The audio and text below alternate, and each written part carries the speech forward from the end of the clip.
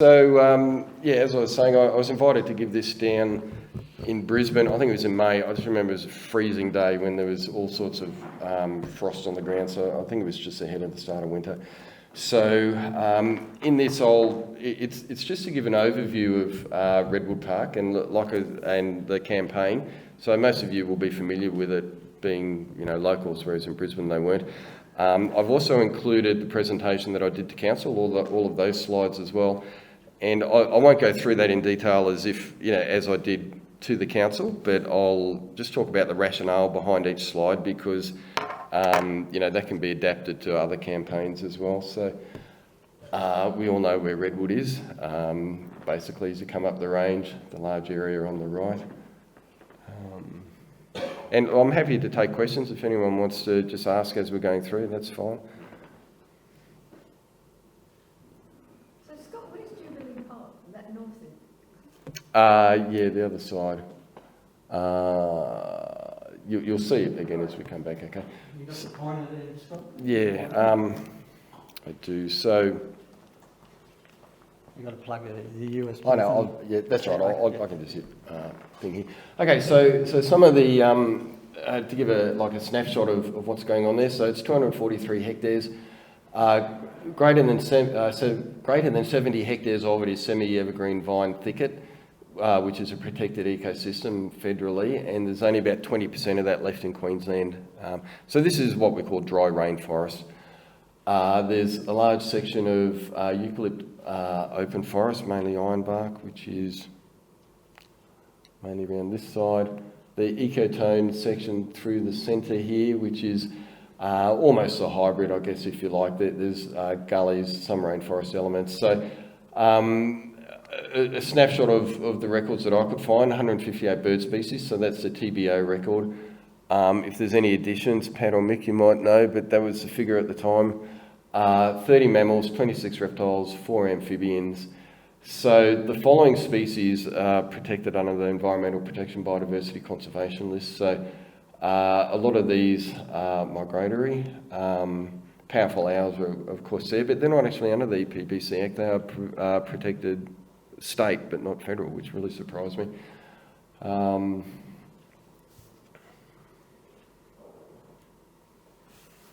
Okay, so this is kind of a timeline of what happened. Okay, so early 2019, Mick de Brenny, who was the sports minister, he awarded 25,000. Is this still working? No. Batteries. Okay, so he awarded 25,000 to the TRC and the Lockyer Council for a report into mountain bike tracks on the range, and a company called Dirt Art, who build them all over Australia, was engaged to do this. September 2019, the council did an online survey, which we'll look at in due course. The survey was crap, basically. There was a public meeting which was not widely advertised, and then Hugh Krensky started seeking support to oppose this. Now, November 2019, Dirt Art's mountain bike plan was published, and in December 2019, the TRC endorsed it, having already done their due diligence with a very quiet public meeting and a very dodgy survey. So this is what was actually proposed in Dirt Art's mountain bike plan. So a diverse network of high quality trails, enough trail volume to attract multi-day stays, in-demand trail experiences, visitor access to nodes, in addition to work with commercial services such as food and beverage supplies, showcasing strong natural values and appealing environments, which always gets me because they're whizzing past at like 50 kilometres an hour. I don't really know how much of this they're absorbing as they're doing it. And for some reason, 100 kilometres is the benchmark that they want to make this a area of national significance to attract mountain bikers from around the country. So there's already 30 Ks in Jubilee, so they're looking at putting 70 Ks more, including up to about 30 Ks in Redwood. And they suggested that it was going to bring in $20 million of economic activity per annum, which we, I think, pretty successfully debunked as well. We'll get into that soon. So that's what the council was presented, and that's what they signed off on. So December 2019, as I was saying earlier, I just started the Birdlife group. So we decided to do regular surveys in there every month to capture a snapshot of the whole year, and particularly the migratory birds. And then, of course, COVID really kicked in 2020 and lockdowns were on. We were able to continue with the surveys, but there was some restrictions on what we could do. And towards the end of that year, I also put in an application to get Redwood Park heritage listed. And my rationale behind that was it's a place, and the funny thing is they actually list it as a category that they can protect areas for. That's if there's a history of a cultural practice at a certain venue, and there's plenty of history of Redwood Park and the escarpment being used as a place of respite and bird watching and escaping into nature. Certainly, there's records of that certainly going back to the 1880s, if not earlier. So my argument was to try and protect the whole area based on its history as an area for this cultural practice. But anyway, well, I'll get on to what they said when we get to that. So by January 2021, so that was October 2020, I listed that, didn't hear anything for about 3 months, and then I got sent the responses from, once the Heritage Council had made it public, they invited responses from people, and the TRC opposed the listing of it, and they actually said that it's not a site of any significance, which really got my back up. But they did endorse the listing of Eagle's Nest Camp. So is everyone familiar with Eagle's Nest Camp, what it was? So it was an itinerant workers' village set up during the Depression, and I think there was about 6,000 people who went through there, and it was for men, and I believe there's another site where there was a women's camp, but that hasn't actually been explored yet. But they lived communally, they grew their own food, they were actually looked on quite positively by people in town who used to give them food occasionally, but they were seen as the deserving poor because they were trying to survive basically in the Depression. And it wound up by the late 30s, I think, with the onset of the war. People probably basically signed up or the whole economy changed, but it went under during the late 30s, but there's still a huge amount of archaeological remains there. And there are a number of these workers' camps in Queensland and around Australia, but this is the only one where there's still archaeological remains. The rest have either been lost or bulldozed or built over. So it was actually quite significant. People would come from Cairns and all over Australia. It was very famous at the time. So the council endorsed the listing of Eagle's Nest, but they didn't like the idea of the rest of Redwood being of any significance, and they even said that. So January 21, the FEP organised, that's Friends of the Escarpment Park, a paper petition. Now, I'll talk about petitions a little bit later, but the council have this thing about a petition is meant to be signed. They don't like the online petitions. So that's why this particular one was signed. Early 21, Redleaf were brought on as consultants, which gave us a lot of confidence, I guess, because we know they do a really good job. We've been trying to pin down the actual date, and I know it's early 21, but we couldn't find the actual date. Likewise, their terms of reference, we couldn't get them either. And we know that there were things that they wanted to include that they couldn't because of the terms of reference, but we covered that in our presentation to the council. So Feb 21, we concluded our study of the park, so it ran for a year.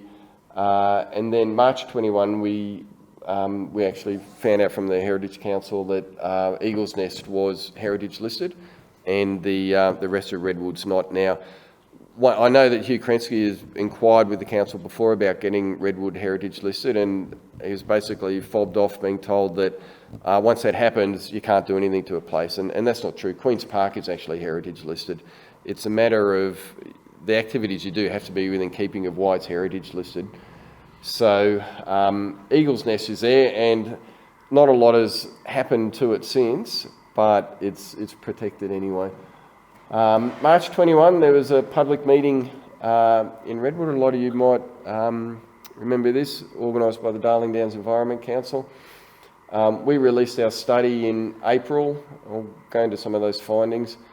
And then, under the auspices of the Darling Downs Environment Council, we had the first Redwood Steering Committee meeting in April 21, and we started with fundraisers, letter writing, social media. A number of you Pat was on it, Mick, a number of you will be familiar with it.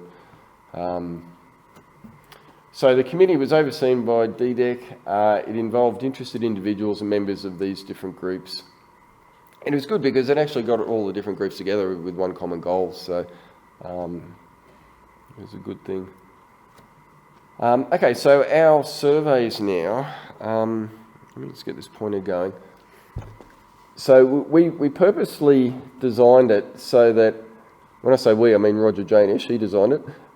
So most of the survey sites would be down where most of the bike trails were going to go. I'll show you a map of the bike trails soon.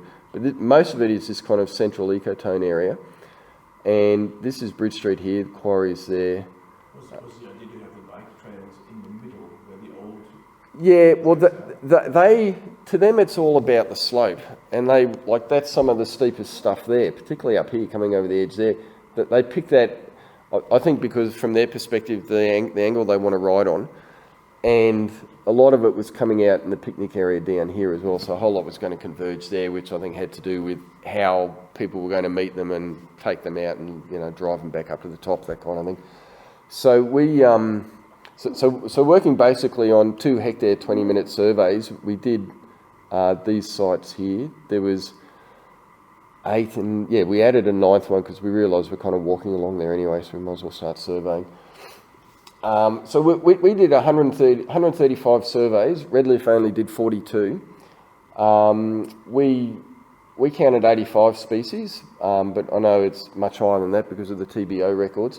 And remember, we're really only surveying this central section here. There's, you know, lots of other areas that we didn't go into. 23 of these 85 species that we saw are birds that favour the understory and, you know, are obviously going to be impacted by bike trails. 4 species were listed as matters of national environmental significance under the EPBC Act, so the rufous fantail, spectacled monarch, black-faced monarch and black-breasted button quail. So out of the 9 survey sites, all 9 had at least one of the birds, and most had 2 or 3 in them. And Redleaf were great. They invited all sorts of input from the community, and so we put that in, and it's really nice seeing their report, seeing your data in their actual report at the end was good. And so then Roger set his camera trap there. There's a few camera traps. The friends of the Scot Park had some going too. And we've got this great footage of these little button quails doing their thing. And there's a rufous fantail, it appears to. And that was the first evidence, I think? Yeah, of them breeding there. Yeah. So that was significant just because it shows them breeding. But, you know, we got this a little bit, you know, after we'd put in our submission and so on. But this was certainly very useful just to be able to show people, and also on social media and so forth. But yeah, the first proof of the breeding going on there. So we kind of entered a quiet period. Once Redleaf were engaged, and a number of councillors had told us basically nothing was going to happen until they saw the report. They wouldn't make a decision. And the time frame that report was going to be delivered kept getting pushed out, which we were kind of okay with because we knew they were doing quite a thorough job. But it meant there was a kind of a quiet period where not much was happening. There was a bit of argy-bargy on Facebook, particularly. I mean, most mountain bikers are great people, but there's a couple of bullheads in there, and we soon learned just stay out of it. There's no point, you know. So August 21, there was a meeting with the mayor. Did you go to that, Mick or Pat? No, I didn't attend that either because I couldn't get time out of work. That was briefly to discuss what was going on with Redwood. And we just gave them a little bit of basic information and they just accepted it, but the same message was, not until that final report comes out can we make a decision. Now, you'll see a great timeline that the committee put together shortly of everything that's happened in Redwood. And we started doing some videos as well. The first videos actually had a few factual errors, which it looked great. It was more emotional than factual, and we kind of pulled that. I haven't got it in here. So, you know, at this stage we were trying to just work more on changing public opinion and doing letterbox drops and just getting more of a, more information out there.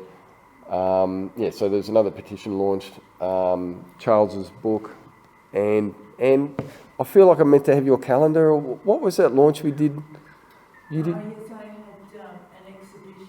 Yeah, that was it. Yeah, the exhibition of paintings. Yeah, photos. Yeah, yeah. As well as a calendar. Yeah, sorry, I should have that in here. That was around this time as well. Yeah, and we had the protests outside Town Hall in November, which was pretty successful. Good media coverage.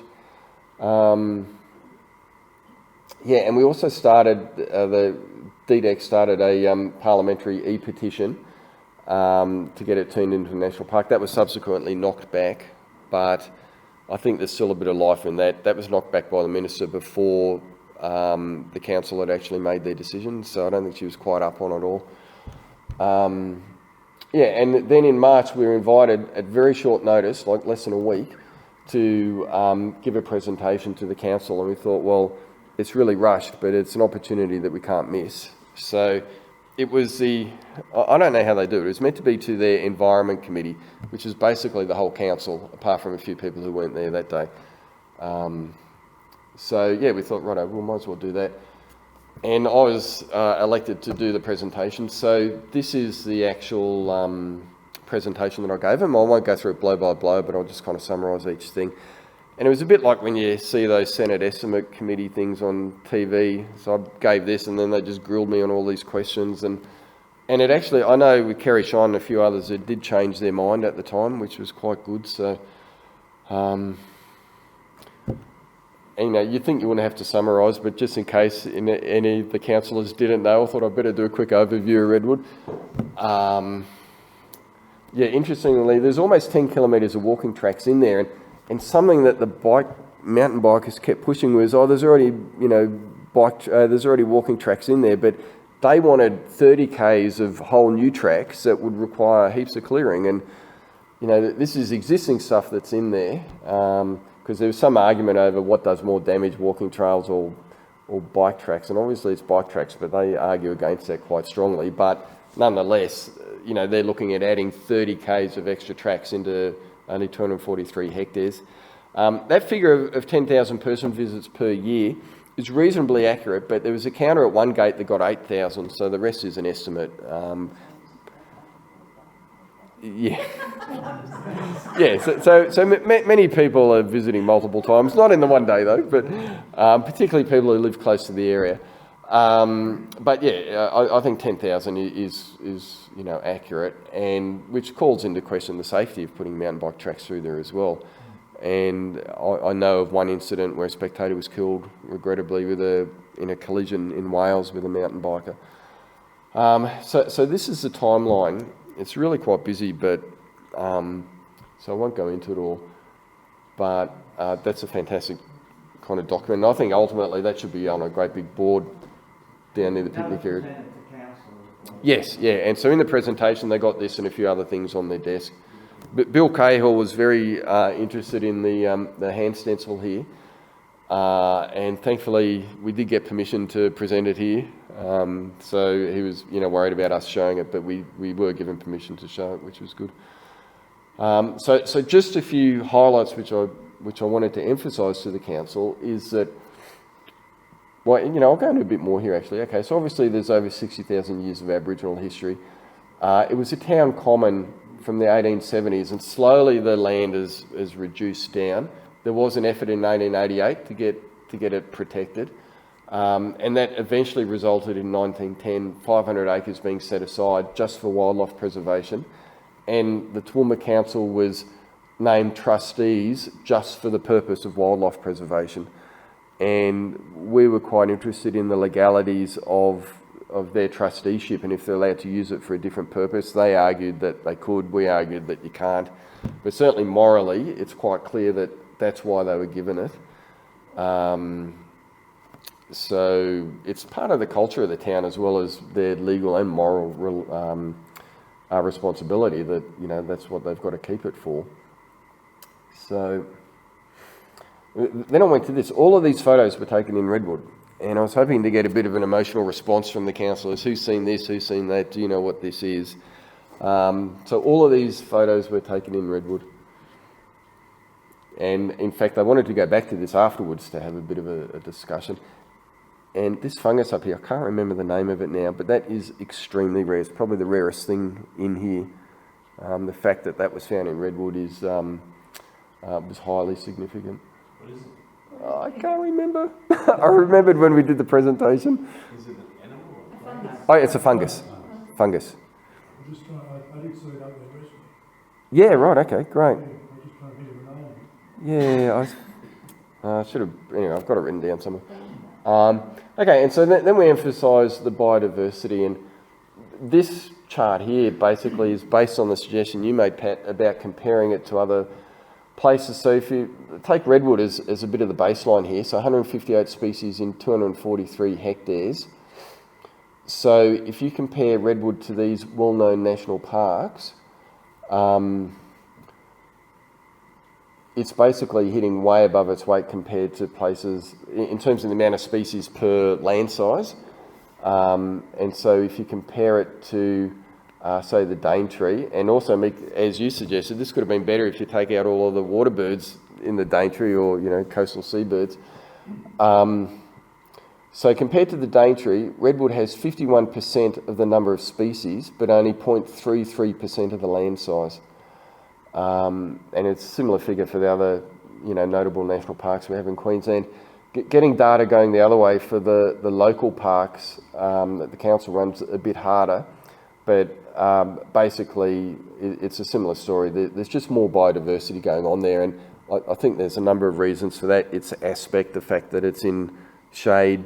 Mind you, some of these other council parks are too, though, aren't they? But anyway, there's a lot of reasons why it has higher biodiversity, and it's just simply a matter of accepting that, because, you know, the science on that is quite strong. There's no doubt about that. Now, these are some of the problems which Dirt Art we're never going to present to the council. Some of the problems that you get with mountain biking. The erosion is a big one. The interesting thing at the time, when I did this presentation, only 8 out of the 27 tracks in Jubilee were functional at the time. They had, as you recall, at the start of the year, we had a lot of rain in February and March. But the point is, they don't have the manpower or the resources to keep them all functional. So yeah, I mean, you can just read through there. The impact zone either side of the tracks has to be considered. It's not just about the width of the track, it's how it affects everything further on.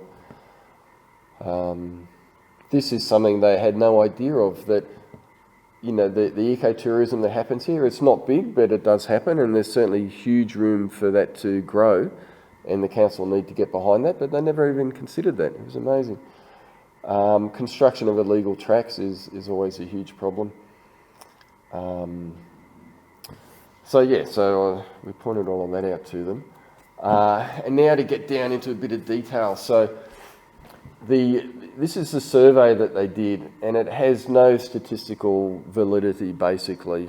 And I haven't looked for a couple of months, but it's probably still on the council website, and it's just an embarrassment. So the people that were surveyed were 74% male, 47 between 25 and 44, and 75% were mountain bike riders.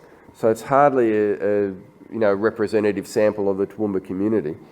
And if you just look at what the Bureau of Statistics says, Toowoomba's 48% male and only 25% are aged between that age range. And then looking down here, these are some of the activities that go on, which I think the councillors weren't aware of. So 10,000 visits a year, person visits per year, 10 different schools, 25 community groups.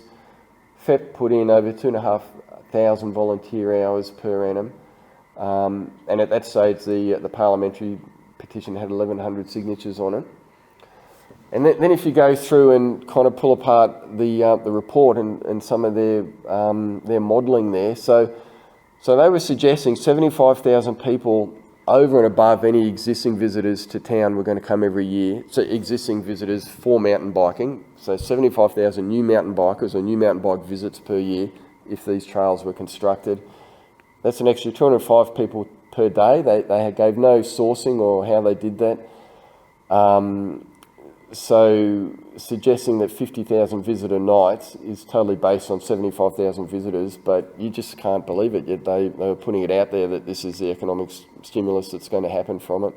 And then there was no no costing for the council, and whose responsibility is it if there's an injury? Is it the council insurance, or did Dirt Art, or whoever's Toowoomba Mountain Bike Club?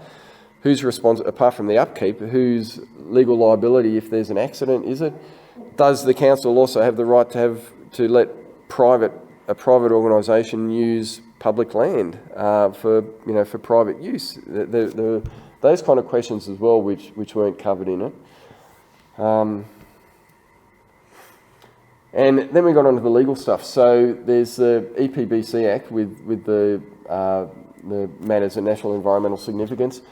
They were hoping to develop it as a training site for the Olympics. Now, the mountain biking is apparently going to be up at the Sunshine Coast, but the IOC have an agreement with the International Union for the Conservation of Nature, that no developments for the Olympics can occur in any significant areas for biodiversity, basically. So that was something that we were going to hammer home in the media, and I was actually going to get in touch with the IOC. If we weren't successful, that was the next stage of the game, was to get in touch with the IOC and get them to basically blow this up in the face of the state government and the regional, the Toowoomba Council. There are these Queensland laws which we think come into it. And then we have these procedural issues. Now, Diane Guthrie from the Lockyer Upper catchments was all over this. I think she used to be a lawyer or something. She provided this. So I think after what happened with the Ipswich Council and the Logan Council, they're very touchy about incorrect procedures and impropriety and things like that. And there were some serious questions. We couldn't get the terms of reference. Is it appropriate that the agency who are going to benefit from this also have the oversight to judge the EIS when it comes back? All of these things that are basically a legal minefield just waiting to be developed or explored. So we certainly made them aware that this was on our radar as well. But then we also presented an alternative. So you can see Jubilee up there, Jenny. So here's Redwood down here, the spur out here, that's Prince Henry Heights. But part of the reasoning for the whole business was when the second range crossing opened, a lot of economic activity dropped off in Whithcott. And the reasoning was if they can make the bikes come out at Whithcott, you'll stimulate cafes and people picking up the cyclists and so on down there, which is fair enough. I can understand that. But there are other ways to get there. And so this is what we presented with them, and they were extremely interested in that, particularly the mayor. And my understanding is that there's a couple of private land holdings down here, which is still an issue. But this is what we propose as an alternative, and to their credit, that's what they're looking at. I mean, I think, so that's just the end of what I showed the council. And they grilled me with heaps of questions, but as you all know, they ended up voting not to put the mountain bikes through there, which I think was fantastic, because they knew there was issues with Scot, but they still decided to go with that. So that was on the 15th of June. So there's a bit of a waiting in between, and that's when we were kind of gearing up what our next tactic would be. So the Environment Committee voted on it. Then it had to be ratified by an ordinary meeting of the council, and it went through the unanimous vote. And they're still committed to 100 kilometres of tracks on the range, just not through Redwood. So they're going to be looking, at Jubilee and other areas where they can do that. They did announce that they're going to provide some funding to the Toowoomba Mountain Bike Club to help with erosion control, which is obviously a big need. Whether or not a council should be providing that rather than a club is another question, but anyway, that's going on. That's when they made the final vote. They live stream everything on YouTube, actually, and that's just a screen grab from it. So just summing up why I think we succeeded, because, there's so many environment campaigns going on, and we've been asked by a number of them to give information, and Toondah Harbour, as you're all probably, do most of you aware of Toowomba Harbour down in the, down near Cleveland? That's probably the biggest one, certainly in Queensland at the moment. So it's a wetlands area that's protected by our international, the Ramsar Treaty, and it's a migratory shorebird stopover point with bar-tailed godwits and eastern curlews. Anyway, it's not meant to be touched, and there's a proposal to put a massive big marina in there.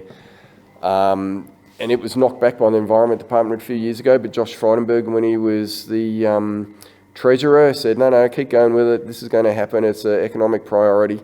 And that's now back before the Minister now. The EIS has been publicly released, and yeah, the bird numbers and things like that are nowhere near what actual birders are getting there. That's a big battle that's going on at the moment, and so they asked us, how did we succeed here? And other organisations have as well. And I think in a way we were kind of lucky. We had quite a few things going for us here, which I don't see in a lot of other areas. So Esk, for example, they want to put mountain bikes in the, is it called White's Mountain, I think, behind? Yeah, that's it, yeah. And so the things that we had, I think, in our favour was, there is, and you don't have to dig too hard, but there is a history in the town of it being a conservation area. It is a high biodiversity area, which we could prove where it's at the moment. The Save Redwood committee is still together. We're still meeting frequently. And that's about it. So we had that in our favour. Yeah, we were prepared to compromise on other areas, but not on Redwood, and they asked us that actually in the meeting. And the big fear is that, there was an alternative that they suggested that we could, why can't the tracks just run along the top of Redwood here and then go down to Withcott?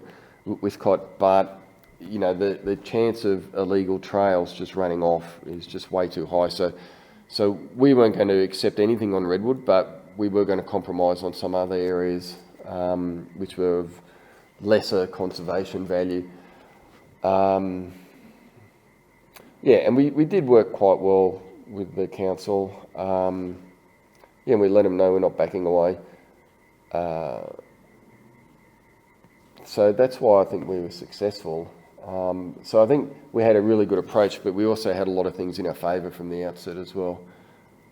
And so where's Redwood going now? Oh, sorry, that's still kind of up in the air. Is it going to be a national park, or does it need some other kind of zoning from the council? There's pros and cons on each of that. It certainly needs to be promoted as a ecotourism site, and also with Eagle's Nest in there as well, that could be promoted. There should be a brochure. We've tossed around the idea of a birding festival as well. All of these are great ideas, but they require work, and we're all kind of busy. We're all volunteers, so that's where it's at the moment. The Save Redwood committee is still together. We're still meeting frequently, and that's about it.